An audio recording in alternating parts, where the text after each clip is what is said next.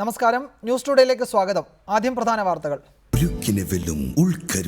Malabar TMT 500D steel bars. കേരളത്തെ ഇനി പിണറായി വിജയൻ നയിക്കും, എതിർപ്പില്ലാതെ VS. കേരളത്തിന്റെ കാസ്ട്രോ ആണ് VS എന്ന് യെച്ചൂരി.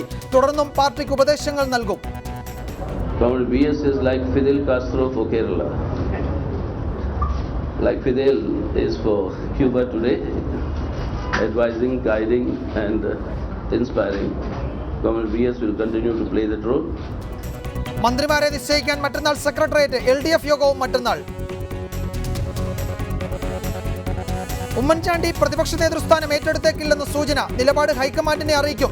രമേശ് ചെന്നിത്തല ഉയർത്തിക്കാട്ടാൻ I ഗ്രൂപ്പ്. K മുരളീധരനെ നിർദ്ദേശിക്കാൻ A ഗ്രൂപ്പ് നീക്കം. ഇപ്പോൾ ഇടപെടില്ലെന്ന് ഹൈക്കമാൻഡ്.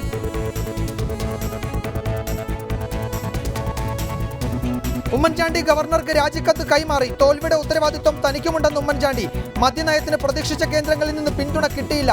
തോൽവിയുടെ കാരണങ്ങൾ പരിശോധിക്കും. തോൽവിക്ക് പിന്നാലെ കോൺഗ്രസിൽ കൂട്ടപ്പൊരിച്ചിൽ. അഴിമതിക്കും വർഗീയതയ്ക്കുമെതിരെ കർക്കശ നിലപാട് എടുത്തില്ലെന്ന് VD സതീശൻ. സർക്കാരിനെയും നേതാക്കളെയും പാർട്ടി സംരക്ഷിച്ചില്ലെന്ന് ജോസഫ് വാഴക്കൻ. അടിക്കാനുള്ള വടി പാർട്ടി തന്നെ കൊടുത്തുവെന്ന് K ബാബു. തോൽവിയെ ചൊല്ലി DCCകൾക്കെതിരെ കോൺഗ്രസ് സ്ഥാനാർത്ഥികൾ. തൃശൂരിൽ പാർട്ടി ക്ഷീണിച്ചുവെന്ന് പത്മജ. പത്തനംതിട്ട DCC പ്രവർത്തിച്ചില്ലെന്ന് K ശിവദാസൻ നായർ. ഇടുക്കി DCCക്കെതിരെയും നേതാക്കൾ. തൃശൂർ കയ്പമംഗലത്ത് CPIM BJP സംഘർഷത്തിൽ ഒരു BJP പ്രവർത്തകൻ കൊല്ലപ്പെട്ടു. നാളെ തൃശൂരിൽ BJP ഹർത്താൽ. അക്രമങ്ങളിൽ പ്രതിഷേധിച്ച് വടകരയിലും പിണറായിയിലും ഹർത്താൽ. ബംഗാളിൽ മമതാ ബാനർജി സർക്കാരിന്റെ സത്യപ്രതിജ്ഞ 27-ന്. ബംഗാളിലാകെ വ്യാപക ആക്രമം. തമിഴ്നാട്ടിൽ ജയലളിതയെ പാർലമെന്ററി പാർട്ടി നേതാവായി തെരഞ്ഞെടുത്തു. അസമിൽ സർക്കാർ രൂപീകരണത്തിന് BJP നീക്കം തുടങ്ങി. നീറ്റ് പ്രവേശന പരീക്ഷ ഈ വർഷം ഒഴിവാക്കാനുള്ള ഓർഡിനൻസിന് കേന്ദ്രമന്ത്രിസഭയുടെ അംഗീകാരം. നീക്കം സുപ്രീം കോടതി വിധി മറികടക്കാൻ നടപടി. സംസ്ഥാനങ്ങൾ പ്രായോഗിക ബുദ്ധിമുട്ട് അറിയിച്ച പശ്ചാത്തലത്തിൽ. ന്യൂസ് ടുഡേയിലേക്ക് വിശദമായി. നിയമസഭാ തെരഞ്ഞെടുപ്പിലെ തോൽവിക്ക് പിന്നാലെ കോൺഗ്രസിൽ പൊട്ടിത്തെറി. തന്നെ തല്ലാനുള്ള വടി നൽകിയത് പാർട്ടി നേതൃത്വമാണെന്ന് K ബാബു കുറ്റപ്പെടുത്തി. ഗ്രൂപ്പുകാർ തോളിലിരുന്ന് ചെവി തിന്നുകയാണെന്ന് ഡൊമിനിക് പ്രസന്റേഷൻ പ്രതികരിച്ചു. സർക്കാരിനെയും നേതാക്കളെയും പാർട്ടി സംരക്ഷിച്ചില്ലെന്ന് KPCC വക്താവ് ജോസഫ് വാഴക്കൻ വിമർശിച്ചു. തൃശൂർ, പത്തനംതിട്ട, ഇടുക്കി ജില്ലകളിലും നേതാക്കൾക്കിടയിൽ കടുത്ത അതൃപ്തിയുണ്ട്. തോൽവിക്ക് പുറകെ പാർട്ടി നേതൃത്വത്തിനെയും ഗ്രൂപ്പുകളെയും വിമർശിച്ച് K ബാബുവും ഡൊമിനിക് പ്രസന്റേഷനും ജോസഫ് വാഴക്കനും രംഗത്തെത്തി. തന്നെ തല്ലാനുള്ള വടി പാർട്ടി തന്നെയാണ് നൽകിയതെന്ന് K ബാബു പറഞ്ഞു. സ്ഥാനാർത്ഥി നിർണയത്തിലുണ്ടായ കാലതാമസം മൂലം പാർട്ടിക്ക് പോലും വേണ്ടാത്തവനെന്ന നെറ്റിപ്പട്ടം ചാർത്തിയാണ് മത്സരരംഗത്ത് ഇറങ്ങേണ്ടി വന്നത്. ഇത് തന്നെ പരാജയത്തിന് കാരണമായി. ഒരു സ്ഥാനാർത്ഥിക്ക് ഇങ്ങനെ ഒരു നെറ്റിപ്പട്ടം ചാർത്തി കിട്ടിയാൽ തീർച്ചയായിട്ടും എല്ലാവരും വിഷമിക്കുമല്ലോ. ഞാനും ആ കാര്യത്തിൽ വിഷമിച്ചിട്ടുണ്ട്. എനിക്ക് അങ്ങേറ്റം അതിൽ ദുഃഖമുണ്ടായിരുന്നു. നമ്മളെ അടിക്കാനുള്ള അടിക്കുള്ള വടി അവർക്ക് കൊടുത്ത പോലെയായിരുന്നു. അതേസമയം A ഗ്രൂപ്പിലെ ഒരു വിഭാഗം നേതാക്കളാണ് തന്റെ തോൽവിക്ക് കാരണമെന്ന് ഡൊമിനിക് പ്രസന്റേഷൻ പറഞ്ഞു. തോളിലിരുന്ന് ചെവികടിക്കുകയാണ് ഇവർ ചെയ്തതെന്നും ഡൊമിനിക് കുറ്റപ്പെടുത്തി. ഇതിങ്ങനെ കഴിഞ്ഞ കുറേ കാലമായിട്ട് ഈ ഗ്രൂപ്പിൻ്റെ ഞാനും അതിൻ്റെ ഉത്തരവാദിയാണ്. ഗ്രൂപ്പിൻ്റെ പാട്രണൈസും കിട്ടി ഇങ്ങനെ വന്നിരുന്ന് അവസാനം അത് ഈ തോള ചെവിടിക്കുന്ന വിധത്തിലേക്ക് ഇനിയിപ്പോൾ സഹിക്കാൻ പറ്റില്ല. ഇനി നടപടി എടുത്തേ മതിയാവും. സർക്കാരിനെ സംരക്ഷിക്കുന്നതിൽ പാർട്ടിക്ക് വീഴ്ച പറ്റിയെന്നായിരുന്നു ജോസഫ് വാഴക്കന്റെ ആരോപണം. കുറച്ചുപേരെ മോശക്കാരായി ചിത്രീകരിക്കാനും ശ്രമം നടന്നു. പാർട്ടിയെ നയിക്കുന്ന പ്രധാനപ്പെട്ട നേതാക്കന്മാരുടെ ഇമേജ് പരമാവധി കാത്തു സൂക്ഷിക്കാൻ പാർട്ടിക്ക് ഉത്തരവാദിത്വമുള്ളതാണ്. ആ ഫ്രണ്ടിൽ ഫോക്കസ് ചെയ്യുന്ന ആളിനെ തന്നെ നമ്മൾ ഫോക്കസ് ചെയ്തുകൊണ്ടാണല്ലോ തെരഞ്ഞെടുപ്പ് പ്രചരണം നടക്കുന്നത്. അപ്പം നമ്മൾ അവരൊക്കെ മോശക്കാരാണെന്നുള്ള ഒരു ചിത്രം നമ്മൾ തന്നെ വരച്ച് കാണിച്ചാൽ പിന്നെ ആരോട് മറുപടി പറയാനാ? നേതാക്കൾ പരസ്യ പ്രസ്താവനയുമായി രംഗത്തെത്തിയതോടെ കോൺഗ്രസ് പാർട്ടിയിലെ തർക്കം മറനീക്കി പുറത്തുവരികയാണ്. റിപ്പോർട്ടർ, കൊച്ചി. ഈ വിഷയത്തിൽ കോൺഗ്രസ് നേതാവും INTUC സംസ്ഥാന പ്രസിഡന്റുമായ R ചന്ദ്രശേഖരൻ, മുസ്ലിം ലീഗ് നേതാവ് KNA Khader, UDF secretary Johnny Nelloor, JDU നേതാവ് ചാരുപാറ രവി എന്നിവരാണ് വിവിധ സ്റ്റുഡിയോകളിൽ നിന്നും ചർച്ചയിൽ പങ്കെടുക്കുന്നത്. ആദ്യം ശ്രീ R ചന്ദ്രശേഖരൻ, സർക്കാരിനെ പാർട്ടി സംരക്ഷിച്ചില്ല എന്നതാണ് ഇപ്പോൾ നമ്മൾ കേട്ട ഈ നേതാക്കളുടെ എല്ലാം പ്രതികരണങ്ങളിൽ നിന്നും മനസ്സിലാക്കുന്നത്. എല്ലാവരും ഒരേ വികാരമാണ് അക്കാര്യത്തിൽ പങ്കുവയ്ക്കുന്നത്. മറ്റൊന്ന്, K ബാബുവിനെ പോലെയും ജോസഫ് വാഴക്കനെ പോലെയുമുള്ളവർ പറയുന്നത് അഴിമതിക്കാര് എന്നൊരു പൊതു ഇമേജ് ചില നേതാക്കൾക്ക് പാർട്ടി തന്നെ ചാർത്തി കൊടുത്തു. അത് ജനങ്ങൾക്കിടയിൽ വലിയ അവമതിപ്പുണ്ടാക്കി. ഒരു നെറ്റിപ്പട്ടം എന്നാണ് K ബാബു അതിനെ വിശേഷിപ്പിച്ചത്. അങ്ങനെ ഒരു നെറ്റിപ്പട്ടവുമായി ജനങ്ങൾക്കിടയിൽ പോയാൽ ഞങ്ങൾക്ക് എന്ത് കിട്ടും ജനങ്ങളുടെ ഭാഗത്തുനിന്നും?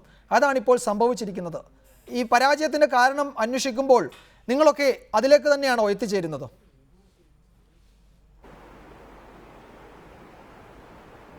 അല്ല, ഞങ്ങളിതൊരു ദേശീയ പാർട്ടിയാണ് ഇന്ത്യൻ നാഷണൽ കോൺഗ്രസ്. ഇത് വർഷങ്ങളായി ഇന്ത്യയുടെ എല്ലാ സംസ്ഥാനങ്ങളിലും കേന്ദ്രത്തിലും ഭരണത്തിലുണ്ടായിരുന്ന ഏറ്റവും ശക്തമായ ഒരു പൊളിറ്റിക്കൽ ഓർഗനൈസേഷൻ എന്നുള്ള നിലയിൽ ഇതിൻ്റെ തീരുമാനങ്ങൾ KPCC പ്രസിഡന്റ് നിയമിക്കുന്ന കാര്യത്തിലായാലും, ഗവൺമെൻറ്റിനെ രൂപീകരിക്കുന്ന കാര്യത്തിലായാലും, പാർലമെൻ്ററി പാർട്ടി നേതാവിനെ തിരഞ്ഞെടുക്കുന്ന കാര്യത്തിലായാലും, മന്ത്രിമാരെ നിശ്ചയിക്കുന്ന കാര്യത്തിലായാലും ഒക്കെ കോൺഗ്രസ് ഹൈക്കമാൻഡിൻ്റെ ശക്തമായ ഇടപെടലോടുകൂടിയാണ് ഇതെല്ലാം നടക്കുന്നത്. അവിടെ പാർട്ടിയും ഗവൺമെൻറ്റും ഒരുപോലെ ചിന്തിക്കുകയും ഒരുപോലെ പ്രവർത്തിക്കുകയും ചെയ്യേണ്ടതാണ്. അവിടെ എവിടെയെങ്കിലും വീഴ്ചകൾ പറ്റിയിട്ടുണ്ട് എന്ന് ഉണ്ടെങ്കിൽ തീർച്ചയായിട്ടും സ്ഥാനാർത്ഥികൾ മത്സരിക്കുന്ന രംഗത്ത് മത്സരിച്ച് വിജയിക്കുകയും തോൽക്കുകയും ചെയ്യുന്ന സന്ദർഭത്തിൽ അവർക്കുണ്ടാകുന്ന വിലയിരുത്തലുകളാണ് അവരുടെ കഠിനാധ്വാനത്തിൻ്റെ ഫലമായി വിജയിക്കുകയും തോൽക്കുകയും ചെയ്യുമ്പോഴുണ്ടാകുന്ന പ്രതിഫലനങ്ങളാണിത് വരുന്നത്. അതൊക്കെ ഒരു ജനാധിപത്യ പാർട്ടിയിൽ സ്വാഭാവികമാണ്. പക്ഷേ ഇവിടെ നല്ല കാര്യങ്ങൾ ഒരുപാട് ചെയ്തൊരു ഗവൺമെൻറ്, ഒരുപാട് വിസിബിൾ പ്രോഗ്രസ് കൊണ്ടുവന്നൊരു ഗവൺമെൻറ്, പുതിയ പദ്ധതികൾ ആവിഷ്കരിച്ച ഗവൺമെൻറ്, പക്ഷേ ആ ഗവൺമെൻറ്റിനെ ആകെ മുൾമുനയിൽ നിർത്തി ആരോപണ പ്രത്യാരോപണങ്ങളുടെ പേരിൽ ആ ഗവൺമെൻറ്റിൻ്റെ തന്നെ ഇമേജ് തകർക്കുന്ന തരത്തിലുള്ള വലിയ ആക്രമണങ്ങൾ ഈ ഗവൺമെൻറ്റിനെതിരായിട്ട് വരാനുള്ള ഇട നൽകി എന്നുള്ളതാണ് ഇതിൻ്റെ ഒരു പ്രത്യേകമായ അവസ്ഥ. മറ്റൊന്ന്, തൊഴിലാളികളും സാധാരണക്കാരനും ഒക്കെയുള്ള ഒരു ജനസമൂഹത്തിന് ഈ ഗവൺമെൻറ്റിൻ്റെ പ്രവർത്തനങ്ങളിലോ അല്ലെങ്കിൽ ഈ ഗവൺമെൻറ്റുമായി ബന്ധപ്പെട്ട വിഷയങ്ങളിലോ വലിയ കാര്യമുണ്ടായിരുന്നില്ല. ഇത് ഇങ്ങനെ ഒരു ചട്ടപ്പടി കാര്യങ്ങളായി മുന്നോട്ട് പോകുന്നു. തൊഴിലാളി സംഘടനകളെ അല്ലെങ്കിൽ പ്രത്യേകിച്ച് INTC പോലുള്ള സംഘടനകളെ ഉത്തമ വിശ്വാസത്തിലെടുക്കാനോ അങ്ങനെ ആ പാർട്ടിയുടെ ഏറ്റവും പ്രധാനപ്പെട്ട ഒരു ഘടകമാണെന്ന് കാണാനോ ഒക്കെ കഴിയാതെ വന്നു എന്നുള്ളതൊക്കെ നേരത്തെ ഒരുപാട് ചർച്ച ചെയ്തിട്ടുള്ള വിഷയങ്ങളാണ്. ഇതെല്ലാം കൂടി വന്നപ്പോൾ ഞാൻ ചോദിക്കുന്നത്, ഈ പാർട്ടിയെയും ആളുകളെയും നേതാക്കളെയും ഒക്കെ മുൾമുനയിൽ നിർത്തിയത് പ്രതിപക്ഷമാണോ? പ്രതിപക്ഷത്തിന്റെ റോൾ നിർവഹിച്ചു. പക്ഷേ പാർട്ടി സർക്കാരിനെ സംരക്ഷിച്ചില്ല എന്ന് KPCC വക്താവ് പറയുകയാണ്. എവിടെയാണ് പാർട്ടിയുടെ സംരക്ഷണം ഈ സർക്കാരിന് കിട്ടാതെ പോയത്? ചില തെറ്റുകൾ, ചില അപാകതകൾ, ചില ആരോപണങ്ങൾ വരുമ്പോൾ അത് ചൂണ്ടിക്കാണിക്കുക എന്നത് ഒരു പാർട്ടി നേതൃത്വത്തിൻ്റെ ദൗത്യവും കടമയും ധർമ്മവുമാണല്ലോ. അത് നിർവഹിക്കുക മാത്രമല്ലേ പാർട്ടി എന്ന് പറയുമ്പോൾ നിങ്ങൾ VM സുധീരനെയാണ് ഇവരൊക്കെ ഉദ്ദേശിക്കുന്നതെങ്കിൽ അദ്ദേഹം ചെയ്തിട്ടുള്ളൂ. അതൊരു കുറ്റപ്പെടുത്തലിന് അർഹതയുള്ള കാര്യമാണോ? അല്ല, തീർച്ചയായിട്ടും VM സുധീരൻ KPCC പ്രസിഡന്റായി വന്നതിന് ശേഷം അദ്ദേഹത്തിൻ്റെ പ്രവർത്തനത്തിൽ അദ്ദേഹം ഒരുപാട് മാറ്റങ്ങൾ വരുത്താൻ ശ്രമിച്ചു. പാർട്ടിയെയും അതുപോലെ ഗവൺമെൻറ്റിനെയും പാർട്ടിയുടെ ഒരു ശക്തമായ ഇടപെടലിൽ കൊണ്ടുവരാനും ജനങ്ങളെ ബാധിക്കുന്ന വിഷയങ്ങൾ ഉന്നയിക്കാനും ഒക്കെ അദ്ദേഹത്തിൻ്റെതായ വഴിയിൽ അദ്ദേഹം വളരെയേറെ ശ്രമിച്ച ഒരാളാണ്.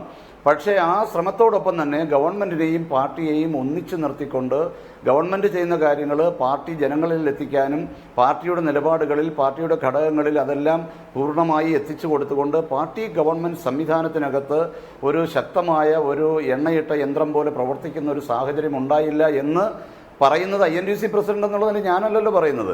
അത് പറയുന്നത് KPCCയുടെ ജനറൽ സെക്രട്ടറിമാർ, ഭാരവാഹികൾ, വക്താക്കളായിരിക്കുന്ന ആളുകൾ തെരഞ്ഞെടുപ്പ് പരാജയത്തിന് ശേഷം പറയുന്ന അഭിപ്രായങ്ങൾ, അതുമായി ബന്ധപ്പെട്ട് ജയിച്ചു വന്നവരുടെ വേദനകൾ, ഇത് കുറച്ചുകൂടി ഈ പാർട്ടിക്കകത്ത് ജനാധിപത്യപരമായി ചർച്ച ചെയ്യാൻ, വിശാലമായി ചർച്ച ചെയ്യണമെന്നുള്ള ആഗ്രഹമാണ് എല്ലാവരും പ്രകടിപ്പിക്കുന്നത്. അതിനകത്ത് തെറ്റൊന്നുമില്ല. അത് പറയുകയും വേണം.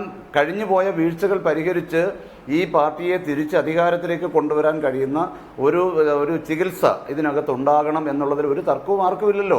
അതുകൊണ്ട് ഇപ്പൊ KPCC പ്രസിഡന്റ് എന്ന് പറഞ്ഞത് KPCC യോഗം വെച്ചിട്ടുണ്ട്, അവിടെ കാര്യങ്ങൾ ചർച്ച ചെയ്യും. ശരി, KPCC യോഗത്തിൽ അത്തരം വിഷയങ്ങൾ ചർച്ചയാവട്ടെ. ശ്രീ KNA ഖാദർ, നമുക്കറിയാം തദ്ദേശ ഭരണ തെരഞ്ഞെടുപ്പിൽ കേരളത്തിൽ UDFന് പ്രതീക്ഷിച്ച നേട്ടമുണ്ടാക്കാൻ കഴിഞ്ഞില്ല. ചില മേഖലകളിൽ വലിയ പരാജയം സംഭവിക്കുകയും ചെയ്തു. അന്ന് ചൂണ്ടിക്കാട്ടിയ തെറ്റുകൾ, പിശകുകൾ അല്ലെങ്കിൽ നടപ്പാക്കേണ്ട തീരുമാനങ്ങൾ അത് കൃത്യമായി നടപ്പാക്കിയിരുന്നുവെങ്കിൽ ഇത്രത്തോളം വലിയ പതനം UDFന് ആകെ ഉണ്ടാകുമായിരുന്നു. അപ്പോൾ ലീഗിൻ്റെ കാര്യത്തിലാണെങ്കിലും ലീഗിന് ക്ഷീണം സംഭവിച്ചിട്ടില്ല എന്ന് പറയുമ്പോഴും 2 മണ്ഡലങ്ങൾ നഷ്ടമായി, ഒരെണ്ണം അധികം കിട്ടി. പക്ഷേ പല മണ്ഡലങ്ങളിലും പ്രതീക്ഷിച്ച വോട്ട് കിട്ടിയില്ല. ജയിച്ച പലയിടത്തും ഭൂരിപക്ഷം വളരെ നേർത്തതായിരുന്നു. അങ്ങനെ ചില പ്രശ്നങ്ങളുണ്ടല്ലോ. പഞ്ചായത്ത് തെരഞ്ഞെടുപ്പിൽ അന്നുണ്ടായ വീഴ്ചകൾ, പോരായ്മകൾക്ക് പരിഹാരം കാണുന്നതിൽ UDFന് ആകപ്പാടെ പരാജയം സംഭവിച്ചതുകൊണ്ടല്ലേ ഇപ്പോഴത്തെ ഈ കനത്ത പ്രഹരം ജനങ്ങളിൽ നിന്ന് ഏറ്റുവാങ്ങേണ്ടി വന്നത്?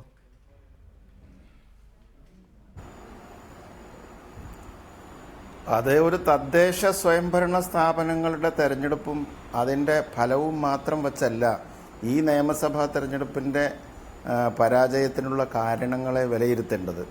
തദ്ദേശ സ്വയംഭരണ തെരഞ്ഞെടുപ്പിൽ ഈ പ്രാവശ്യം പഴയതുപോലെ നേട്ടമുണ്ടാക്കാൻ UDF-ന് കഴിഞ്ഞിട്ടില്ല. 43 മുനിസിപ്പാലിറ്റി UDF-ന് കിട്ടിയപ്പോൾ 48 മുനിസിപ്പൽ ഭരണമാണ് LDF-ന് കിട്ടിയത്. ജില്ലാ പഞ്ചായത്തുകളിൽ 7 ഉണ്ടായിരുന്നു.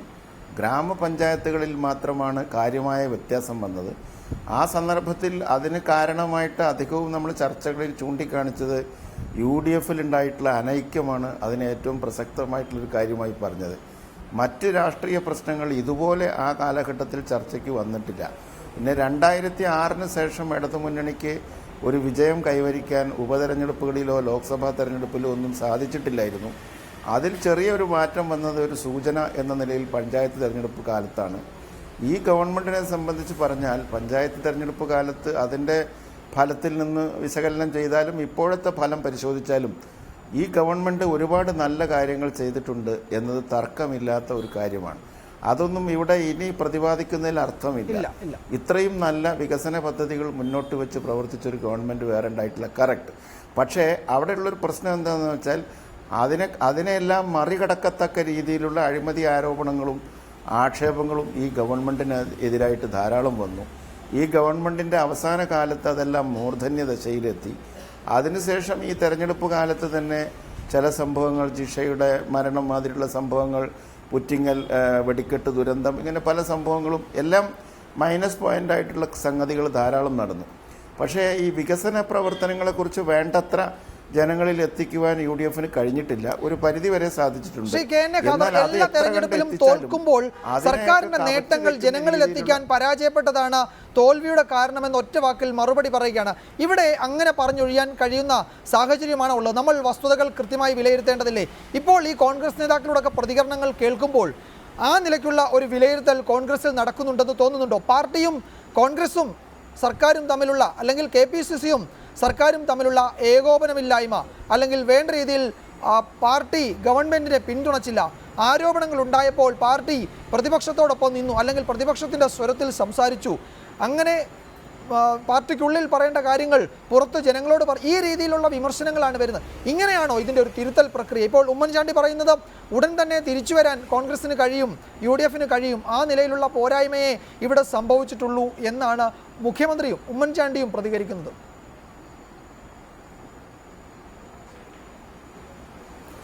അല്ല, ഞാൻ പറഞ്ഞതിനെ കുറിച്ച് താങ്കളുടെ വിശകലനം ശരിയല്ല. ഞാൻ ഒരേ ഒരു കാര്യമല്ലല്ലോ പറഞ്ഞത്. ഈ ഗവൺമെൻറ്റിന് വേണ്ടത്ര വികസന പ്രവർത്തനങ്ങൾ ജനങ്ങളിൽ എത്തിക്കാൻ സാധിച്ചില്ല എന്ന് ഒരു വാക്കിലല്ല ഞാൻ അവസാനിപ്പിച്ചത്. ഞാൻ 10 വാക്ക് പറഞ്ഞിട്ടുണ്ട്, 10 കാര്യങ്ങൾ. ഇനിയും പറയാനിരിക്കുന്നേ ഉള്ളൂ. അതിലിടപെട്ടിട്ട് ഈ ഒന്ന് മാത്രമായിട്ട് പറയുന്നതിന് അർത്ഥമില്ല. വികസന പ്രവർത്തനങ്ങൾ ജനങ്ങളിൽ എത്തിക്കാൻ സാധിച്ചില്ല എന്നത് മാത്രമല്ല, ആ വികസന പ്രവർത്തനങ്ങളെക്കാൾ ആരോപണങ്ങളും ഒക്കെ ഈ ഗവൺമെൻറ്റിനെതിരായിട്ട് വന്നു. അവയെല്ലാം വേണ്ട രീതിയിൽ പ്രതിരോധിക്കുവാൻ സാധിച്ചില്ല. ഈ അഴിമതി ആരോപണങ്ങളോ സത്യങ്ങളോ അർദ്ധസത്യങ്ങളോ ഒക്കെ ആയിരിക്കാം, നമുക്ക് അറിഞ്ഞുകൂടാ. പക്ഷേ അങ്ങനെ ആ ആരോപണങ്ങൾ വരുമ്പോൾ അത് ഈ ഗവൺമെൻറ് അതിൽ ഉത്തരവാദിത്വം ഇല്ലാത്ത ഗവൺമെൻറ്റാണ്, ഒരു തെറ്റും ചെയ്തിട്ടില്ല എന്ന് ജനങ്ങളെ നല്ല കാര്യങ്ങൾ ചെയ്യുമ്പോഴും ഒക്കെ ബോധ്യപ്പെടുത്തുക, കൺവിൻസ് ചെയ്യുക എന്നുള്ളത് ജനാധിപത്യത്തിൽ പ്രധാനപ്പെട്ടൊരു കാര്യമാണ്. എന്തായാലും ഒരു ഭരണവിരുദ്ധ തരംഗം ഉണ്ടായിരുന്നു. മുസ്ലിം ലീഗിനെ സംബന്ധിച്ച് ഒരു പരാജയം സംഭവിച്ചിട്ടില്ല എന്ന് ഞാൻ പറയില്ല. സ്വയം വിമർശനാത്മകമായി ഞങ്ങൾക്കതിനെ വിലയിരുത്താനുള്ള ധൈര്യവും തൻ്റെ ഇടവും തിരുത്താനുള്ള മനക്കരുത്തും എൻ്റെ പാർട്ടിക്കുണ്ടെന്ന് ഞാൻ വിശ്വസിക്കുകയാണ്.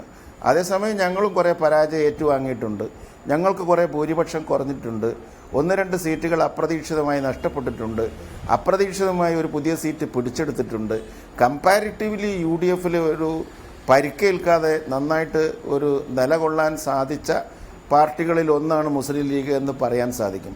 പിന്നെ ഇവിടെ നേരത്തെ നിങ്ങൾ ചൂണ്ടിക്കാണിച്ചതുപോലെ കോൺഗ്രസ് നേതാക്കന്മാരായ പലരും പറഞ്ഞതായിട്ട് ഇവിടെ ക്ലിപ്പിങ്സ് കാണിച്ചല്ലോ, അതൊക്കെ അവരുടെ ആഭ്യന്തരമായിട്ടുള്ള പ്രശ്നങ്ങളാണ്. ഈ പരാജയ കാരണം നമ്മൾ ചാനലിലിരുന്നും വിലയിരുത്തേണ്ടതോ പരസ്യമായിട്ട് പറയേണ്ടതോ അല്ല. ആ കാരണങ്ങളെക്കുറിച്ച് സമഗ്രമായിട്ട് വിലയിരുത്തി തെറ്റുകൾ തിരുത്തി മുന്നോട്ട് പോകാൻ ശ്രമിക്കണം. അങ്ങനെ ശ്രമിക്കും എന്നാണ് ഞാൻ വിശ്വസിക്കുന്നത്. ഐക്യജനാധിപത്യ മുന്നണിയുടെ അടിത്തറയൊന്നും ഇല്ലാണ്ടായിട്ടില്ല, അതെല്ലാം തിരുത്തേണ്ടി വരും. ഇനിയിപ്പോൾ ഇടതുപക്ഷ ജനാധിപത്യ മുന്നണിയുടെ ഗവൺമെൻറ് വന്നു, സഖാവ് പിണറായി മുഖ്യമന്ത്രിയാണ്, അവർ ഭരിക്കട്ടെ. അതാണല്ലോ ജനാധിപത്യത്തിൽ. ഈ പരാജയത്തിന് മുമ്പിൽ ഞങ്ങൾ തലകുനിക്കുന്നു, ജനങ്ങളുടെ വിധി മാനിക്കുന്നു, ഇവരുടെ ഭരണം വരട്ടെ, അവർ നന്നായിട്ട് ഭരിക്കട്ടെ. ഞങ്ങളൊരു ക്രിയാത്മകമായ പ്രതിപക്ഷമായിട്ടിരിക്കും. അച്യുതാനന്ദൻ പ്രതിപക്ഷ നേതാവായിരുന്ന മാതിരി ആയിരിക്കില്ല ഞങ്ങളുടെ പ്രതിപക്ഷം.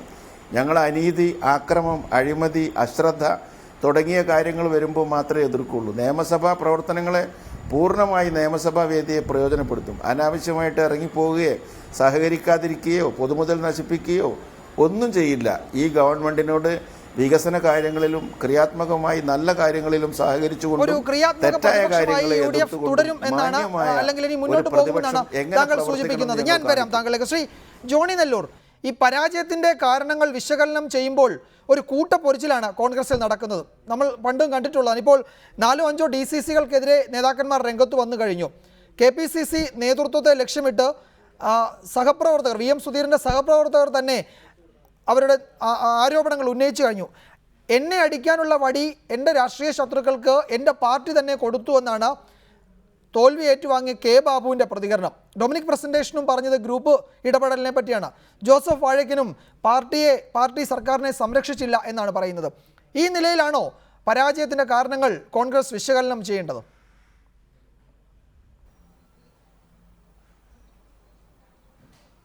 വിജയകുമാർ, ഇത് വളരെ ഗൗരവമായിട്ട് നമ്മൾ ചർച്ച ചെയ്യേണ്ട ഒരു വിഷയമാണ്.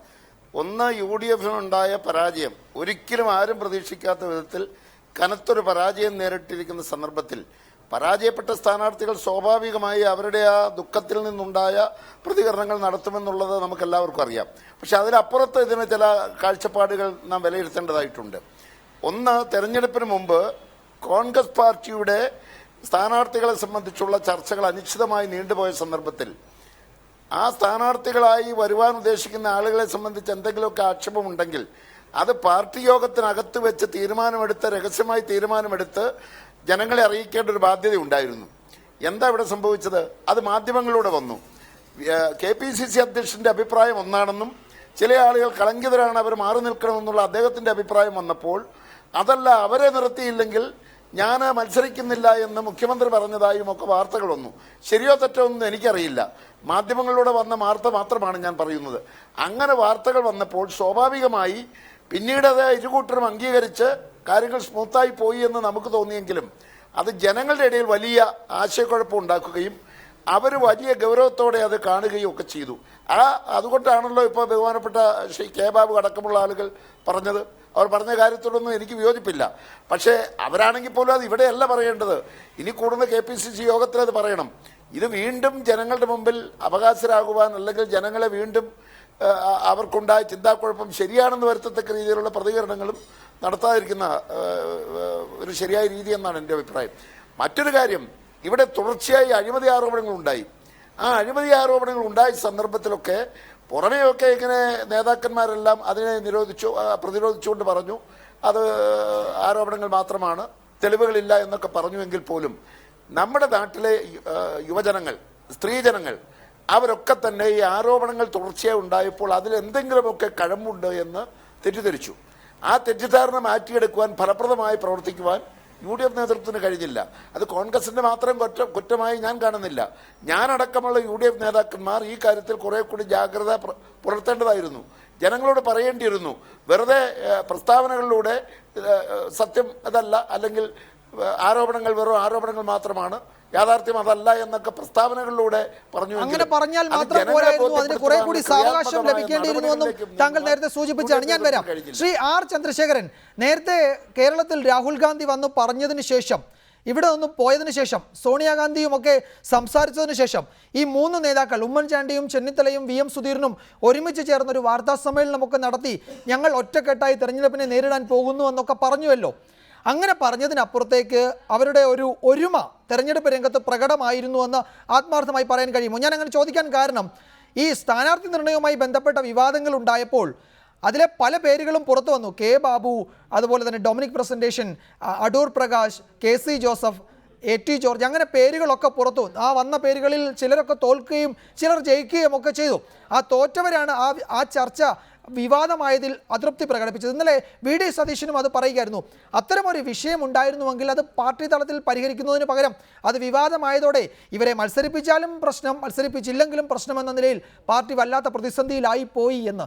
ഇതൊക്കെ തന്നെയല്ലേ തോൽവിയുടെ ആഘാതം കൂട്ടിയത്?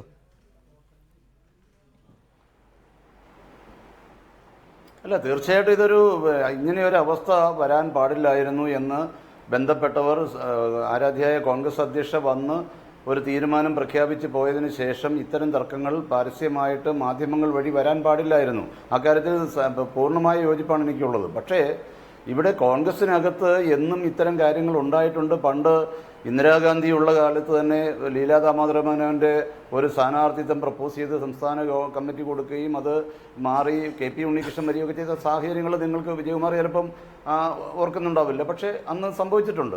അപ്പോൾ അങ്ങനെ കോൺഗ്രസിനകത്ത് ഒരു ജനാധിപത്യ പ്രസ്ഥാനം എന്നുള്ളതിൽ കോൺഗ്രസ് ഹൈക്കമാൻഡിന് ഇത്തരം കാര്യങ്ങൾ ചർച്ചയ്ക്ക് വരുമ്പോൾ ചില അഭിപ്രായങ്ങളും അഭിപ്രായ വ്യത്യാസങ്ങളും നിലപാടുകളും എടുക്കേണ്ടതായിട്ട് വരും. അതിപ്പോൾ കൂടുതൽ വാർത്താമാധ്യമങ്ങൾ അതിന് വലിയ ഒരു പബ്ലിസിറ്റി കൊടുക്കുന്ന അവസരം വരുന്നു എന്നുള്ളത് സത്യമാണ്. പക്ഷേ അതിനേക്കാൾ ഗൗരവമായിട്ട് ഞങ്ങളൊക്കെ ഇതിനെ കാണുന്നത് ഒരു പാർട്ടിക്കകത്ത് KPCCയും ഗവൺമെൻറ് ലീഡർഷിപ്പുമുള്ള ഒരു സംവിധാനത്തിനകത്ത് ഇത്തരം കാര്യങ്ങൾ മിതമായി തീർക്കേണ്ടതാണ്. അത് കോൺഗ്രസ് ഹൈക്കമാൻഡിൻ്റെ അടുത്ത് ചെല്ലുമ്പോൾ തർക്കങ്ങളേ ഉണ്ടാകാൻ പാടില്ല. ഇത് കോൺഗ്രസിൻ്റെ ഹൈക്കമാൻഡിൻ്റെ അടുത്ത് പുതിയ തെരഞ്ഞെടുപ്പ് സമിതിയൊക്കെ വരുമ്പോൾ ചില ആളുകൾ പുതുതായിട്ടൊക്കെ കയറി വരും. അവർ കയറിയിരുന്നങ്ങ് വർത്തമാനം പറയുകയാണ്.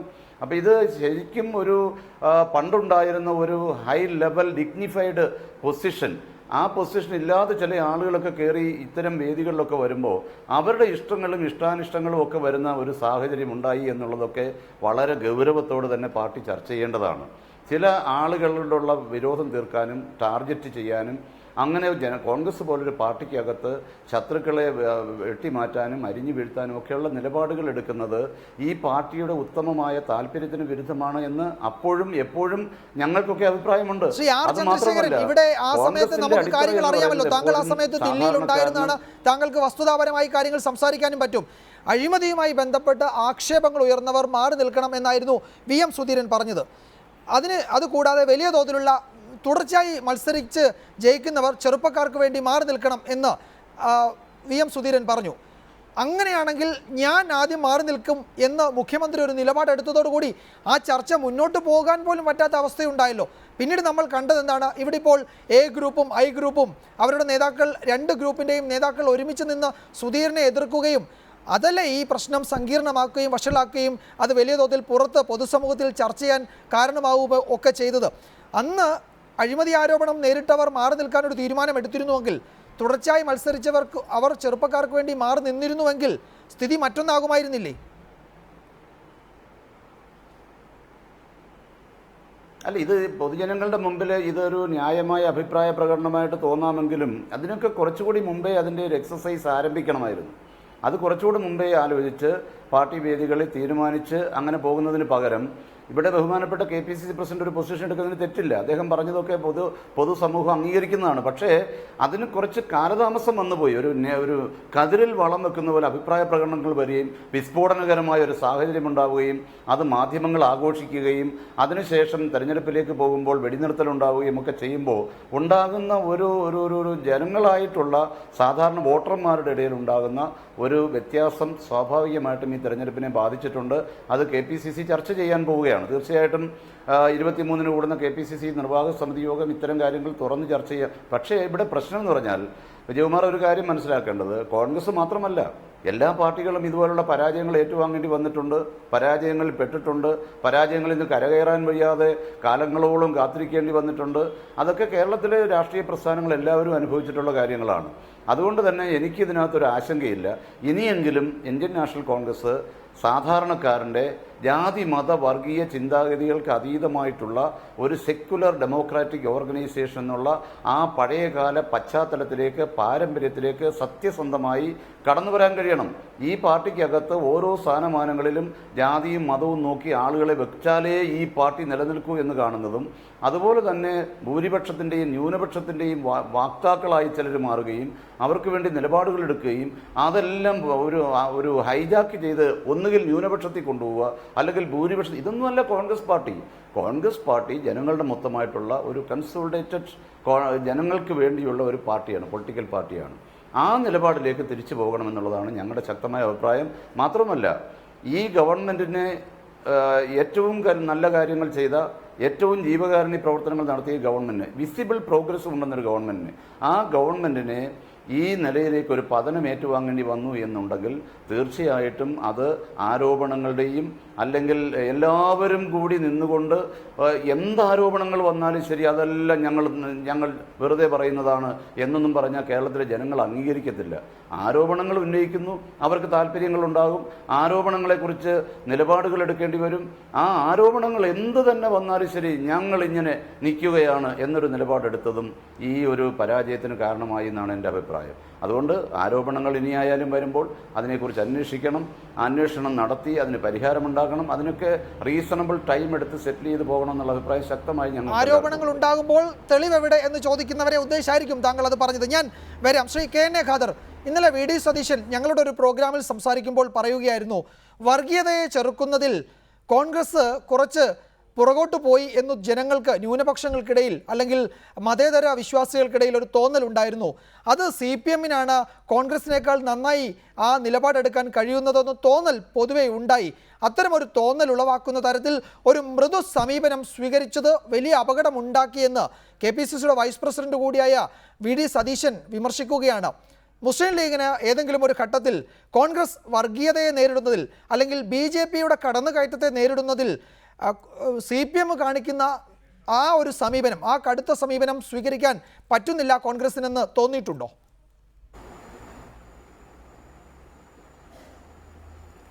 അല്ല, വി ഡി സതീശൻ KPCCയുടെ വൈസ് പ്രസിഡന്റ് എന്ന നിലയിൽ അദ്ദേഹം നടത്തിയ ഒരു സെൽഫ് ക്രിട്ടിക്കലായിട്ടുള്ള സ്വയം വിമർശനാത്മകമായിട്ടുള്ളൊരു നിഗമനമാണ്. ഞാനതിനെ പൂർണ്ണമായി തള്ളിക്കളയുന്നില്ല. അതിനകത്ത് ചില കാര്യങ്ങളുണ്ട്. ഇവിടെ ജനങ്ങൾ ആഗ്രഹിക്കുന്നത് പോലെ ഒരു ആൻറ്റി ഫാഷിസ്റ്റ്, ആൻറ്റി കമ്മ്യൂണൽ നിലപാടെടുക്കാൻ UDF-ന് കഴിഞ്ഞിട്ടില്ല എന്നൊരു തോന്നൽ സൃഷ്ടിക്കപ്പെട്ടിട്ടുണ്ട്. അത് ജനങ്ങൾ ആഗ്രഹിക്കുന്ന വിധത്തിൽ, അതിൻ്റെ അർത്ഥം UDF-ഉം കോൺഗ്രസും മുസ്ലിം ലീഗൊന്നും അങ്ങനെ ഒരു നിലപാട് എടുത്തിട്ടില്ല എന്നല്ല. പക്ഷേ ആ നിലപാട് ജനങ്ങൾ ആഗ്രഹിക്കുന്ന വിധാനത്തിലേക്ക് ഉയർന്നിട്ടില്ല എന്നുള്ള ഒരു ക്രിറ്റിസിസം നിലവിലുണ്ട്. അതൊരു സത്യമാണ്. അത് ഇടതുപക്ഷത്തിന് അല്പസ്വല്പം സഹായം ചെയ്തിരിക്കാം, ഇല്ല എന്ന് പറയാൻ പറ്റില്ല. അതേസമയം വസ്തുതകൾ, അതിന് അപ്പുറത്ത് ചില വസ്തുതകളുണ്ട്. BJP-യുടെ പുതിയ കാലത്തെ മുദ്രാവാക്യം കോൺഗ്രസ് മുക്ത ഭാരതം എന്നാണ്. അത് നിസ്സാരമായിട്ട് പറയാൻ പാടില്ല. ഇപ്പോൾ കേരളത്തിൽ ഈ ഭരണം നഷ്ടപ്പെട്ടു. പശ്ചിമ ബംഗാളിലെ തൃണമൂൽ കോൺഗ്രസ് തന്നെ തിരിച്ചു വന്നു. അവിടെ 44 സീറ്റ് കോൺഗ്രസ് നേടി, 33 ഇടതുപക്ഷവും നേടി. അങ്ങനെ ഇരിക്കുകയാണ്. അപ്പോൾ പല സംസ്ഥാനങ്ങളിലും, ആസാമിൽ BJP കൊണ്ടും വന്നു.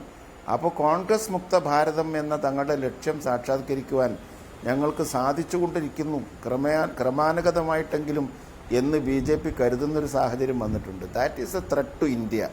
ഇന്ത്യൻ നാഷണൽ കോൺഗ്രസ് ഒരു ഡെമോക്രാറ്റിക് ആയിട്ടുള്ള പാർട്ടിയാണ്, വളരെ ലിബറലായിട്ടുള്ള പാർട്ടിയാണ്. അവരെ അഭിപ്രായ പ്രകടനങ്ങൾ പരസ്യമായിട്ട് നടത്തുന്നത് ആദ്യമായിട്ടൊരു കാര്യമല്ല. മഹാത്മാഗാന്ധി വരെ അത് നടത്തിയിട്ടുണ്ട്.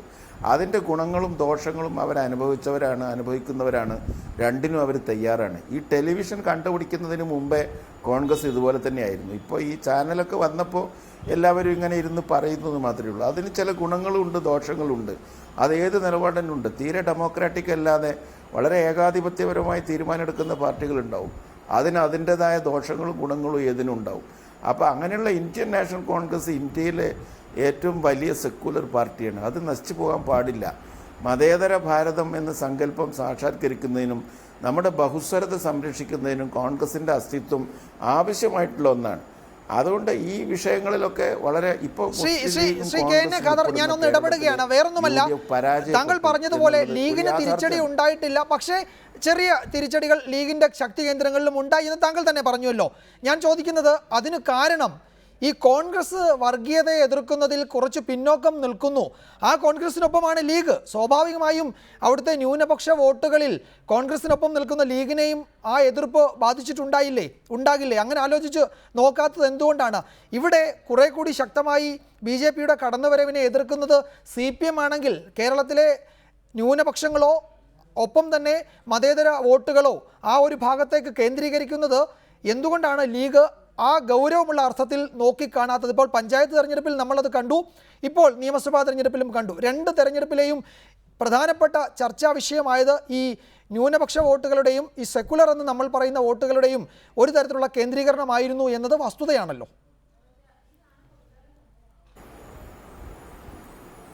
അല്ല, ഇതിൽ മിസ്റ്റർ വിജയകുമാർ, നിങ്ങൾ പറയുന്നതിൽ കുറേ ശരിയുണ്ട്, ഞാൻ ഇല്ല എന്ന് പറയുന്നില്ല. പക്ഷേ മനസ്സിലാക്കേണ്ട ഒരു സംഗതി, നമ്മൾ ഏതെങ്കിലും ഒരു വിഷയത്തെക്കുറിച്ച് സമഗ്രമായിട്ട് വിശകലനം ചെയ്യുമ്പോൾ നമുക്കൊരു ലെഫ്റ്റ് ഡീവിയേഷനോ റൈറ്റ് ഡീവിയേഷനോ ഒരു പാളിച്ചോ സംഭവിക്കാൻ പാടില്ല. ഏതൊരു തെരഞ്ഞെടുപ്പിലും ഏതൊരു രാഷ്ട്രീയ കക്ഷിയും മുന്നണിയും ജയിക്കുന്നതും തോൽക്കുന്നതും അനേകം ഘടകങ്ങൾ കാരണമാണ്. ഒരു കാരണം കൊണ്ട് മാത്രമല്ല, സംഘടനാപരമായിട്ടുള്ള ദൗർബല്യങ്ങൾ, വികസന രംഗത്തെ പ്രശ്നങ്ങൾ, സ്ഥാനാർത്ഥിയുടെ പ്രശ്നങ്ങൾ, അതുപോലെയുള്ള ഒരുപാട് കാര്യങ്ങൾ, രാഷ്ട്രീയമായിട്ടുള്ള വൈകല്യങ്ങൾ, ഇങ്ങനെ പല കാരണങ്ങളാൽ തോൽക്കും. നമ്മൾ ഏതെങ്കിലും ഒരു വിഷയത്തിൽ അങ്ങനെ കേന്ദ്രീകരിക്കുന്നതിൽ അർത്ഥമില്ല. ഇതിൽ ഏതെല്ലാം ഘടകങ്ങളാണ്, എത്ര ശതമാനം വീതമാണ് നമുക്ക് ആപൽക്കരമായി തീർന്നതെന്ന് പരിശോധിക്കേണ്ടത്. പരാജയം ഒരു പുതിയ കാര്യമല്ല. പൊളിറ്റിക്കൽ പാർട്ടീസ് കാലാകാലവും രാജ്യം ഭരിക്കില്ല. അങ്ങനെ കാലാകാലവും ഒരേ സംസ്ഥാനമോ കേന്ദ്രമോ ഒരു രാജ്യമോ ഒരു രാഷ്ട്രീയ കക്ഷി ഭരിക്കുന്നതും ശരിയല്ല. അതും ഡെമോക്രാറ്റിക്കായിട്ട് ജനങ്ങൾ എപ്പോഴും രാഷ്ട്രീയ കക്ഷികൾ നവീകരിക്കുകയും തെറ്റുകൾ തിരുത്തുകയും പുതിയ പുതിയ സാധ്യതകൾ ആരാഞ്ഞ് പുതിയ സാഹചര്യങ്ങൾ ഉൾക്കൊണ്ടുകൊണ്ട് മുന്നോട്ട് പോവുകയും ചെയ്യുമ്പോഴാണ് ജനാധിപത്യവും രാജ്യമൊക്കെ ഡെവലപ്പ് ചെയ്യുക. അപ്പോൾ ഇതിലേറെ പരാജയം ഇപ്പോൾ മുസ്ലിം ലീഗിൻ്റെ പ്രധാനപ്പെട്ട 3 നേതാക്കന്മാർ, ഇൻക്ലൂഡിങ് കുഞ്ഞാലിക്കുട്ടി, ബഷീർ, മുനീർ, ഇവരൊക്കെ തോറ്റ തെരഞ്ഞെടുപ്പുണ്ടായിട്ടുണ്ട് 2006. മജീദ് ഇവിടെ പാർലമെൻറ്റിലേക്ക് തോറ്റിട്ടുണ്ട്. അത്രയൊക്കെ പരാജയങ്ങൾ ഞങ്ങൾ ഇതിനു മുമ്പ് വാങ്ങിയിട്ടുണ്ട്. പക്ഷേ ഇപ്പോൾ ഞങ്ങളിത് പറയുന്നത് ഒരു വസ്തുനിഷ്ഠ യാഥാർത്ഥ്യമെന്ന നിലയിൽ തോറ്റിട്ടില്ല എന്ന് പറഞ്ഞാൽ ജയിക്കുമോ? ജയിക്കില്ലല്ലോ. ഭൂരിപക്ഷം കുറഞ്ഞിട്ടില്ല എന്ന് ഞാൻ പറഞ്ഞുകൊണ്ട് കുറയാതിരിക്കുമോ? കുറഞ്ഞിട്ടുണ്ട്. 1-2 സീറ്റുകൾ തോറ്റിട്ടുണ്ട്. അത് ലീഗിനും സംഭവിച്ചിട്ടുണ്ട്, UDFനും സംഭവിച്ചിട്ടുണ്ട്. എന്തുകൊണ്ട് സംഭവിച്ചു? അങ്ങനെ പരിശോധിക്കുമ്പോൾ ഏതെല്ലാം കാര്യങ്ങൾ അതിൽ അന്തർലീനമാണ്, അവ എങ്ങനെയാണ് മേലിൽ സംഭവിക്കാതെ കാത്തു സൂക്ഷിക്കേണ്ടത് എന്ന് പരിശോധിക്കുകയാണ് വേണ്ടത്. അല്ലാതെ ഒരു സിംഗിളായിട്ടുള്ളൊരു ഫാക്ടറല്ല ഒരു പരാജയത്തിന് കാരണം, ഒരു വിജയത്തിനും കാരണം. ഈ ഒരു ചെറിയ കാര്യം കൊണ്ടല്ല അപ്പോൾ ഇടതുപക്ഷ ജനാധിപത്യം കൊണ്ട് ജയിച്ചിട്ടുള്ളത്. അങ്ങനെ പല സംഗതികളുണ്ട്. അപ്പോൾ സമഗ്രമായിട്ടുള്ളൊരു വിലയിരുത്തൽ അവരവരുടെ പാർട്ടികളും മുന്നണിയും വളരെ ഭംഗിയായിട്ട് നടത്തേണ്ടതാണ്. ഭരണം ട്രാൻസ്പെറൻ്റ് ആയിരിക്കണം, മൂല്യങ്ങളിൽ അധിഷ്ഠിതമായിരിക്കണം. അഴിമതി ഒരു മനുഷ്യനും അംഗീകരിക്കാത്തൊരു കാര്യമാണ്. ജനങ്ങൾ എത്ര കണ്ട് കുഴപ്പക്കാരായാലും എന്ത് തെറ്റ് ചെയ്താലും അവരുടെ ലീഡർഷിപ്പും അവരെ ഭരിക്കുന്നവരും അങ്ങനെ തെറ്റുകാരാകരുത് എന്നുള്ളതാണ് ഒരു ജനങ്ങളുടെ ഒരു നിലപാട്. എപ്പോഴും നോക്കിയിട്ടുണ്ട്. ജനങ്ങളൊരു പക്ഷേ മദ്യപിച്ചു എന്ന് വരും, പക്ഷേ ഞങ്ങളുടെ നേതാവ് മദ്യപിക്കരുതെന്നുണ്ടാവും. ജനം ഒരു പക്ഷേ തെറ്റ് ചെയ്തിട്ടുണ്ടാവും.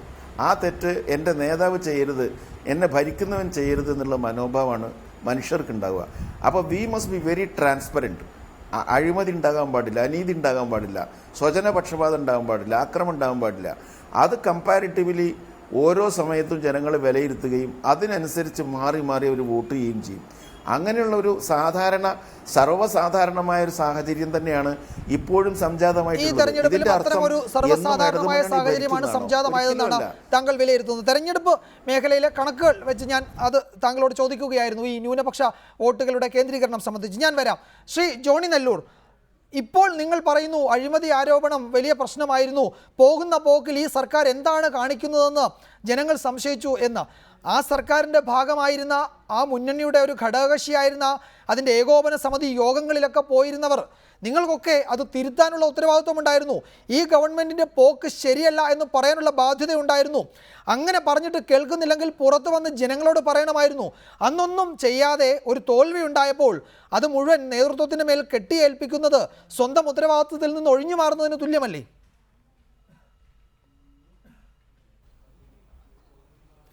വിജയകുമാർ, അങ്ങനെ വ്യാഖ്യാനിക്കുന്നത് ശരിയല്ല. ഞാൻ കഴിഞ്ഞ ദിവസം ചർച്ചയിലും പറഞ്ഞു, ഇന്നും ഞാൻ ആവർത്തിച്ച് പറയുന്നു, പരാജയമുണ്ടായത് അതിന് ഉത്തരവാദികൾ ഞങ്ങൾ എല്ലാവരുമാണ്. അതിനകത്ത് കോൺഗ്രസ് പാർട്ടിക്ക് കുറെ കൂടുതൽ ഉത്തരവാദിത്വമുണ്ട്, ഞങ്ങൾക്കൊക്കെ ഞങ്ങളുടേതായ ഉത്തരവാദിത്വമുണ്ട്. വിജയകുമാർ ഇപ്പോൾ ഇവിടെ ചോദിച്ചതുപോലല്ല കാര്യങ്ങൾ. UDFൻ്റെ യോഗങ്ങളിൽ ഈ അഴിമതി ആരോപണങ്ങൾ അടിക്കടി ഉണ്ടായപ്പോൾ അതിനെ എങ്ങനെ പ്രതിരോധിക്കണം, കുറെ കൂടി ശക്തമായി അതിനെ പ്രതിരോധിക്കുകയും അത് അവാസ്തവമാണ് എന്ന് ജനങ്ങളെ ബോധ്യപ്പെടുത്തുകയും ചെയ്യണമെന്ന് നിരവധി പ്രാവശ്യം ഞങ്ങൾക്ക് ആവശ്യപ്പെട്ടിട്ടുണ്ട്. അതിൻ്റെയൊക്കെ അടിസ്ഥാനത്തിലാണ് ചില മേഖലാ ജാഥകളും ഒക്കെ സംഘടിപ്പിച്ച് കുറേ പ്രവർത്തനങ്ങളുമായി പോയത്. പക്ഷേ ഇവിടെ അവസാന നാളിൽ ഗവൺമെൻറ് എടുത്ത തീരുമാനങ്ങൾ, ആ തീരുമാനങ്ങൾ വിവാദമായി അത് പിൻവലിച്ചു. ആ പിൻവലിച്ചപ്പോഴും എന്താ ഉണ്ടായത്? പിൻവലിച്ചപ്പോൾ തന്നെ അത് തീരുമാനങ്ങൾ ശരിയായിരുന്നു, പക്ഷേ ഇങ്ങനെ എതിർപ്പുണ്ടായതിൻ്റെ സാഹചര്യത്തിൽ ഞങ്ങൾ പിൻവലിക്കുന്നു എന്നുള്ള വിശദീകരണമാണ് വന്നത്. അപ്പം ജനങ്ങളുടെ ഇടയിൽ ഉണ്ടായ ഒരു ചിന്താക്കുഴപ്പം, ഇതെന്താ ഇങ്ങനെ പറയുന്നത്, ഇങ്ങനെയൊക്കെയാണ് വ്യാഖ്യാനിക്കേണ്ടത് എന്നൊക്കെയുള്ള ചിന്താക്കുഴപ്പമുണ്ടായി. ഒരു കാര്യം നിസ്സംശയം പറയട്ടെ, പരാജയത്തിൻ്റെ കാരണങ്ങളിലേക്ക് നയിച്ച അതിന് ആധാരമായ വിഷയങ്ങളിൽ നിന്നൊന്നും ഞങ്ങളാരും പുറകോട്ട് പോകാൻ ഉദ്ദേശിക്കുന്നില്ല. ഇവിടെ തെരഞ്ഞെടുപ്പ് പ്രചാരണ രംഗത്ത് ഉണ്ടായ ഒരു കാര്യം, വികസന പദ്ധതികൾക്കും വികസന പ്രക്രിയകൾക്കും മാത്രം ഊന്നൽ കൂടുതൽ കൊടുത്തുകൊണ്ട് അതാണ് തെരഞ്ഞെടുപ്പ് പ്രചാരണത്തിൽ ഏറ്റവും മുന്തിയ പരിഗണന കൊടുത്ത് മുന്നോട്ട് പോയത്. അതേസമയം ഇടതുപക്ഷത്തിൻ്റെ കാലത്തുണ്ടായ അഴിമതികളെക്കുറിച്ചൊക്കെ ജനങ്ങളിപ്പോൾ മറന്നിരിക്കുകയായിരുന്നു. ഇടതുപക്ഷ ഗവൺമെൻറ് ഭരിച്ചിരുന്ന കാലഘട്ടങ്ങളിൽ കേരളത്തിൽ ഇതുപോലെ തന്നെ വലിയ വലിയ അഴിമതി ആരോപണങ്ങൾ, ചിലത് തെളിവോടുകൂടിയ അഴിമതി ആരോപണങ്ങൾ ഉണ്ടായി. അതൊക്കെ ഇപ്പോൾ ഒന്നെടുത്ത് വലിയ തോതിൽ ജനങ്ങളിൽ എത്തിക്കുവാൻ ഞാൻ ഉൾപ്പെടെയുള്ള ആളുകൾ പരാജയപ്പെട്ടു. അങ്ങനെയുള്ള പല കാര്യങ്ങളുണ്ട്. ശ്രീ ജോണി നെല്ലൂർ, നമ്മൾ വസ്തുതാപരമായി സംസാരിക്കണമല്ലോ. ഇടതുമുന്നണിയുടെ കാലത്ത് അവർ നടത്തിയ അഴിമതി ആരോപണങ്ങൾക്ക് അവരെ ജനം ശിക്ഷിച്ചു. അങ്ങനെയാണല്ലോ നിങ്ങൾ അധികാരത്തിലേക്ക് വരുന്നത്. നിങ്ങളും അത് തന്നെ ചെയ്യുകയാണെങ്കിൽ പിന്നെ എന്തിനാണ് അങ്ങനെ പറയുന്നത്? പഴയ ആരോപണങ്ങളെ പറ്റിയല്ലോ, പുതിയ ആരോപണങ്ങൾക്ക് മറുപടി പറഞ്ഞല്ലേ ജനങ്ങളോട് വോട്ട് ചോദിക്കേണ്ടത്. ഈ സർക്കാരിൻ്റെ കാലത്ത് ഉയർന്ന അഴിമതി ആരോപണങ്ങൾക്ക് മറുപടി പറയണം. അതിൽ വസ്തുതയില്ലെങ്കിൽ വസ്തുത ഇല്ലെന്ന് പറയണം, വസ്തുതയുണ്ടെങ്കിൽ അത് ഏറ്റുപറയണം. ഇതല്ലാതെ അന്ന് അങ്ങനെ ചെയ്തല്ലോ എന്ന് പറഞ്ഞിട്ട് വല്ല കാര്യമുണ്ടോ? അന്ന് അങ്ങനെ ചെയ്തതിന് ജനം ശിക്ഷിച്ചു. പകരമാണ് നിങ്ങൾക്ക് അധികാരം തന്നത്. നിങ്ങളും അങ്ങനെ ചെയ്യുന്നുവെങ്കിൽ പിന്നെ ജനം എന്തു പറയും?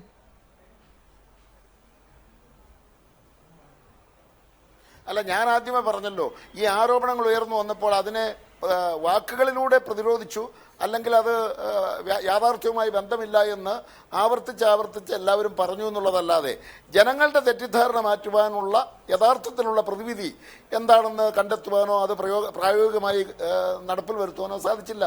അതൊരു പരാജയ കാരണമാണ്. ഞങ്ങൾക്കുണ്ടായ ഒരു വീഴ്ചയാണ്, ഞാനത് അംഗീകരിക്കുന്നു.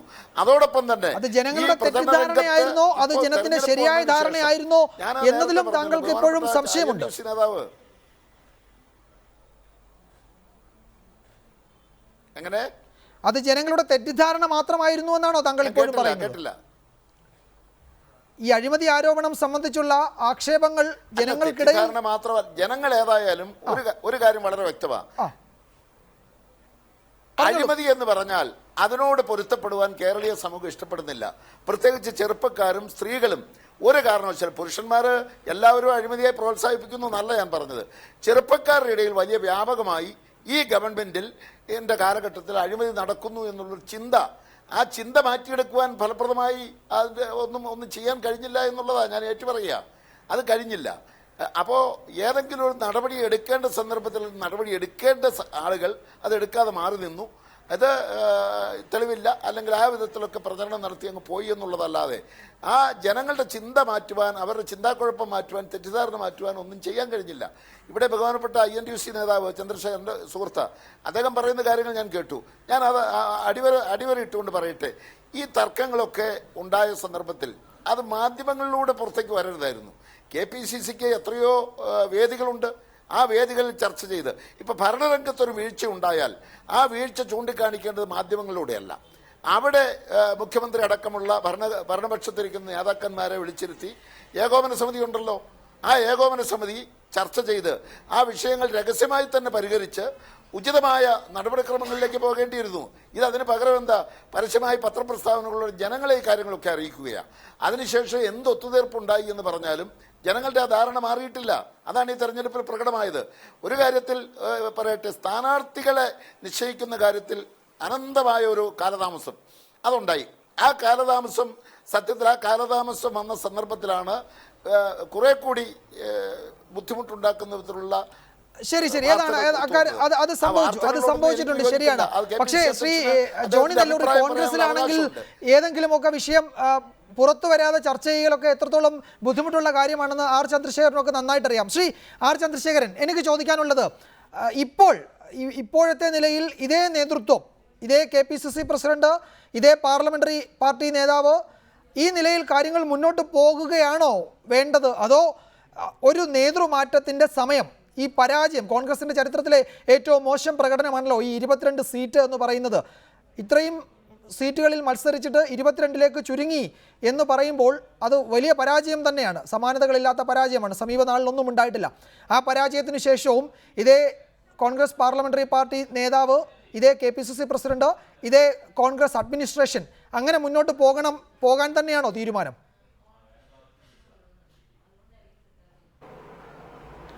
അല്ല, പഞ്ചായത്ത് മുനിസിപ്പൽ കോർപ്പറേഷൻ തെരഞ്ഞെടുപ്പിൽ UDF-നും കോൺഗ്രസ് പാർട്ടിക്കും ക്ഷീണമുണ്ടായപ്പോൾ ചില നേതാക്കന്മാർ വിലയിരുത്തിയത് തൊലിപ്പുറത്തെ ചികിത്സ കൊണ്ട് പരിഹാരമാവില്ല, അതിനുശേഷം അതിന് വേണ്ടുന്ന കാതലായ നടപടികൾ ഉണ്ടാക്കാൻ ഈ പാർട്ടിക്കോ മുന്നണിക്കോ അല്ലെങ്കിൽ മുന്നണിക്ക് നേതൃത്വം കൊടുക്കുന്ന പാർട്ടിക്കകത്തെ വിഷയങ്ങൾക്കോ കഴിഞ്ഞില്ല എന്നുള്ളത് സത്യമായി അവശേഷിക്കുകയാണ്.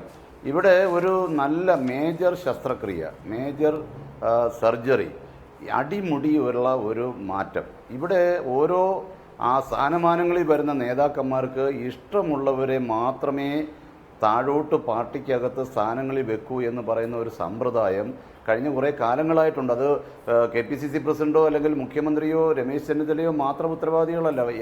അങ്ങനെ സമ്പ്രദായം വന്നു ഭവിച്ചതിൻ്റെ ഫലമാണ് സാധാരണക്കാരൻ്റെ ഇടയിൽ നാട്ടുംപുറങ്ങളിൽ എന്തൊക്കെ പറഞ്ഞാലും ശരി പാർട്ടിയിൽ ജനമുഖമുള്ള ജനങ്ങൾക്ക് സ്വീകാര്യരായിട്ടുള്ള ആളുകൾ പാർട്ടിയുടെ ബൂത്ത് പ്രസിഡന്റ് മുതൽ മുകളിലോട്ട് വന്നാലേ ഇതിന് മാറ്റം വരൂ. അത് ആ ഒരു നിലയിലേക്ക് പാർട്ടി ക്രിയാത്മകമായി വളരെ ക്രിട്ടിക്കലായി തീരുമാനമെടുത്ത് മുന്നോട്ട് പോകാൻ ഇന്നത്തെ KPCC നേതൃത്വത്തിനും പാർലമെന്ററി പാർട്ടി ലീഡർഷിപ്പിനും അങ്ങനെ കഴിയാതെ ഈ പാർട്ടി നന്നാവില്ല.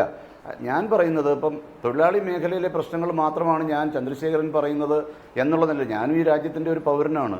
അപ്പോൾ എനിക്ക് ഈ രാജ്യത്തിൻ്റെ പൾസ് നല്ലതുപോലെ സാധാരണക്കാരൻ എന്നുള്ള നിലയിൽ അറിയാവുന്ന ആളാണ്. ശ്രീ ആർ ചന്ദ്രശേഖരൻ, ഞാൻ തുറന്നു ചോദിക്കുന്നത് അതുകൊണ്ട് തന്നെയാണ്. താങ്കൾ കോൺഗ്രസിന്റെ ഒരു ഭാഗം തന്നെയാണ്, എത്രയോ നാളുകളായി അങ്ങനെ തന്നെ മുന്നോട്ട് പോകുന്നയാളുമാണ്. ഞാൻ ചോദിക്കുന്നത് ഈ ശസ്ത്രക്രിയ എവിടെ തുടങ്ങണം, ഏത് തലത്തിലാണ്?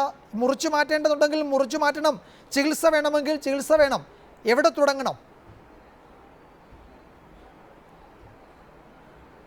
അല്ല, തീർച്ചയായിട്ടും ഇത് ഇങ്ങനെ പരാജയങ്ങൾ ഏറ്റുവാങ്ങാൻ വേണ്ടി മാത്രമുള്ള ഒരു പാർട്ടി ആവരുത്. ഈ പരാജയങ്ങൾ ഇപ്പോൾ ചില ആളുകളൊക്കെ മത്സരിച്ചിട്ട് 3-ാം സ്ഥാനത്തെത്തുന്നു, ഒരു ബൂത്തിൽ പോലും 2-ാം സ്ഥാനത്ത് പോലും എത്താത്ത ആളുകൾ വീണ്ടും നിൽക്കുകയാണ് ഈ പാർട്ടിക്ക് ലീഡർഷിപ്പ് കൊടുക്കാൻ വേണ്ടി. അങ്ങനെയൊക്കെ ഉണ്ടാകുന്ന ഒരു സാഹചര്യം എന്ന് പറയുന്നത് സ്വയം വിമർശനപരമായി മഹത്തായ ഈ പാർട്ടി എല്ലാം അനുവദിച്ചു കൊടുത്ത, എല്ലാ സ്ഥാനമാനങ്ങളിലേക്കും എത്തിച്ച ഈ പാർട്ടി പരാജയപ്പെടുമ്പോൾ എൻ്റെ ഭാഗം അതിനകത്ത് എവിടെയാണ്, ഞാൻ ഇങ്ങനെ കുറ്റക്കാരനാണെങ്കിൽ ഞാൻ മാറി നിൽക്കാം എന്ന് പറയുന്നൊരു സമ്പ്രദായം വരുന്നില്ലല്ലോ. അങ്ങനെ വരണമെന്നുള്ള നിലപാട് തീർച്ചയായിട്ടും ഈ പാർട്ടിക്കകത്ത് ചർച്ച ചെയ്തേ പറ്റൂ. അതുകൊണ്ട് തന്നെയാണ് VD സതീശൻ പറഞ്ഞത്, അതുകൊണ്ട് തന്നെയാണ് പലരും പറയേണ്ടി വരുന്നത്, ഈ പാർട്ടിക്കകത്ത് സാധാരണക്കാരനോട് ബന്ധമുള്ള നേതൃത്വം താഴെ തലം മുതൽ മുകളിലറ്റം വരെ വരേണ്ടതായിട്ടുണ്ട്.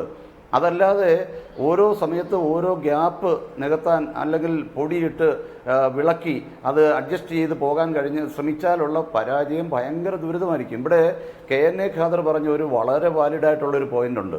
ഇന്ത്യൻ നാഷണൽ കോൺഗ്രസിൻ്റെ പ്രസക്തി എന്ന് പറയുന്നത് ഈ രാജ്യത്തിൻ്റെ മതേതര ജനാധിപത്യ സമ്പ്രദായത്തിൽ കാവൽ മാലാഖ പോലെ ഈ രാജ്യത്തെ നിലനിർത്തുകയാണ്. മറ്റു രാജ്യങ്ങളെല്ലാം തകരുമ്പോഴും ഇന്ത്യ തകരാത്തത് ഇന്ത്യയുടെ മതേതര സ്വഭാവം കൊണ്ടാണ്. അത് മതേതര ഫൈബർ അല്ലെങ്കിൽ fabric of the democratic secular system അത് തകർക്കാൻ വേണ്ടിയുള്ള ശ്രമങ്ങൾ പല ഭാഗത്തുണ്ടാകുമ്പോൾ ഈ പാർട്ടിയുടെ നേതാക്കന്മാരായി കടന്നു വരുന്നവർ അതിനകത്ത് തികഞ്ഞ ജനാധിപത്യ ബോധത്തോടെ മതേതര ബോധത്തോടെ പെരുമാറിയേ പറ്റൂ. അതിനുള്ള വീഴ്ചകൾ വരുന്നുണ്ട് എന്ന് വേദനയോടുകൂടി പറയേണ്ടതായിട്ട് വരുന്നു. അത് എല്ലാ വേദികളിലും പറഞ്ഞിട്ടുണ്ടെന്ന് മാത്രമല്ല, കേന്ദ്ര കമ്മിറ്റിയിൽ ബന്ധപ്പെട്ട ആളുകളുമായി ചർച്ച ചെയ്യുമ്പോൾ അവസരം കിട്ടുമ്പോഴൊക്കെ അങ്ങനെ വീഴ്ച വരുത്തുന്നവരെ കണ്ടെത്തേണ്ടതും നിങ്ങളെപ്പോലുള്ള പാർട്ടി പ്രവർത്തിക്കുന്നവരുടെ ചുമതലയാണ് എന്നുകൂടി ഓർമ്മിപ്പിക്കുന്നു. ഈ അഴിമതി ആരോപണങ്ങളൊക്കെ ഉണ്ടായ സമയത്ത് ഇതിനൊക്കെ തെളിവെവിടെ എന്ന് മുഖ്യമന്ത്രി ഉമ്മൻചാണ്ടി ചോദിച്ചു. ജനം ഇതൊന്നും വിശ്വസിക്കില്ല എന്ന് പറഞ്ഞു. പക്ഷേ തദ്ദേശ ഭരണ തെരഞ്ഞെടുപ്പിൽ ജനം വിശ്വസിച്ചു. ഇപ്പോൾ നിയമസഭാ തെരഞ്ഞെടുപ്പിലും ജനം വിശ്വസിച്ചു. തെളിവ് ചോദിച്ച ഉമ്മൻചാണ്ടിക്ക് മറുപടി പറയേണ്ട സാഹചര്യവും ഉണ്ടായി. അതേ ഉമ്മൻചാണ്ടിയെ തന്നെ വീണ്ടും ഈ പാർട്ടിയെ നിയമസഭയ്ക്കകത്ത് നയിക്കാൻ നിങ്ങൾ നിയോഗിക്കുകയാണോ ഈ ഘട്ടത്തിൽ ചെയ്യുന്നത്? ഇല്ല, അത് അദ്ദേഹം തന്നെ അതിൻ്റെ അഭിപ്രായം പറഞ്ഞു കഴിഞ്ഞു. മാത്രവുമല്ല, തിരഞ്ഞെടുക്കപ്പെട്ട 22 MLA-മാരാണ് ഇന്ത്യൻ നാഷണൽ കോൺഗ്രസിനുള്ളത്. ആ 22 MLA-മാർ കൂടി അവരുടെ നേതാവിനെ പാർലമെന്ററി പാർട്ടി ലീഡറെ തിരഞ്ഞെടുക്കും. ഇന്ത്യൻ നാഷണൽ കോൺഗ്രസിൻ്റെ ഒരു സമ്പ്രദായം ഹൈക്കമാൻഡ് ഇടപെട്ട് ഹൈക്കമാൻഡ് ഈ കാര്യത്തിൽ ഒരു നിലപാട് യുക്തമായിട്ട് എടുക്കും എന്ന് വ്യക്തമാക്കിയിട്ടുണ്ടല്ലോ. അത് മുഖ്യമന്ത്രി എന്നുള്ള നിലയിൽ അദ്ദേഹം ഈ പാർട്ടിയെ നയിച്ചു, മുന്നണിയെ നയിച്ചു, സഭാ നേതാവായിരുന്നു, മുന്നണിയുടെ ചെയർമാനായിരുന്നു. അദ്ദേഹം അതിൻ്റെ കൂടുതൽ ഉത്തരവാദിത്വം ഏറ്റെടുത്ത് കഴിഞ്ഞിട്ടുണ്ട്. അതിനകത്ത് ഒരു ചർച്ച ചെയ്യേണ്ട വിഷയമല്ല. അത് പാർട്ടി തലങ്ങളിൽ ചർച്ച ചെയ്തിട്ട് MLA-മാരുടെ തീരുമാനമനുസരിച്ച് ഹൈക്കമാൻഡ് ഇടപെടലോടുകൂടി തീരുമാനം ഉണ്ടാകും. അതിനകത്തൊരു തർക്കവും ഉണ്ടാകുന്ന പ്രശ്നമില്ല. അല്ല, ഒരു മാറ്റം ആവശ്യമാണ് എന്ന് തോന്നുന്നില്ലേ? പുറത്തുനിന്ന് നോക്കുമ്പോൾ ഇപ്പോൾ പാർലമെന്ററി പാർട്ടിയിൽ ഗ്രൂപ്പ് സമവാക്യങ്ങളാണല്ലോ, അങ്ങനെ നോക്കിയാലും ഒരു പക്ഷേ ഉമ്മൻചാണ്ടിക്ക് വരണമെന്നില്ല. ഈ പണ്ട് മുതലേ ഉള്ള സമ്പ്രദായങ്ങൾ ഈ പാർട്ടിക്ക് ഉണ്ട്, കീഴ്വഴക്കങ്ങളുണ്ട്. അപ്പോൾ ഈ ഒരു പരാജയം ഏറ്റുവാങ്ങിയപ്പോൾ അത് കാരണം മുഖ്യമന്ത്രി തന്നെ വളരെ കാലമായി വ്യക്തമാക്കുന്ന ഒരു കാര്യം, ആരോപണങ്ങളെല്ലാം വന്നാൽ അത് ഞാൻ ഏറ്റെടുത്തുകൊള്ളാം, ആരോപണങ്ങളെല്ലാം വന്നോട്ടെ എന്ന് പറഞ്ഞു. ഇപ്പോഴിങ്ങനെ ഒരു തെരഞ്ഞെടുപ്പിൻ്റെ വിധി വന്നു. അതിനുശേഷം അദ്ദേഹത്തിൻ്റെ വളരെ വ്യക്തമായ നിലപാടുകൾ മാധ്യമങ്ങളോട് തന്നെ അദ്ദേഹം പറയുകയുണ്ടായി. അതിനുശേഷം തെരഞ്ഞെടുക്കപ്പെട്ട MLA-മാരും തെരഞ്ഞെടുപ്പുമായി ബന്ധപ്പെട്ട പ്രവർത്തനങ്ങൾ നടത്തുന്ന KPCC അടക്കമുള്ള ഹൈക്കമാൻഡ് തീരുമാനമെടുക്കും. അതിനകത്തൊരു തർക്കമില്ലല്ലോ. അവിടെ ഒരു തീരുമാനം, യുക്തമായ തീരുമാനം എടുക്കും ഈ പാർട്ടിക്ക് മുന്നോട്ട് പോകാൻ. യുക്തമായ തീരുമാനം ആവശ്യത്തിൽ കോൺഗ്രസ് കൈക്കൊള്ളട്ടെ, നേതൃമാറ്റം അടക്കമുള്ള കാര്യങ്ങൾ പരിഗണിക്കണമെന്ന ആവശ്യം ഉയർന്നു വരികയും ചെയ്യുന്നുണ്ട്. ചർച്ചയിൽ പങ്കെടുത്ത R. ചന്ദ്രശേഖരൻ, ശ്രീ KNA ഖാദർ, ശ്രീ ജോണി നെല്ലൂർ, എല്ലാവർക്കും നന്ദി.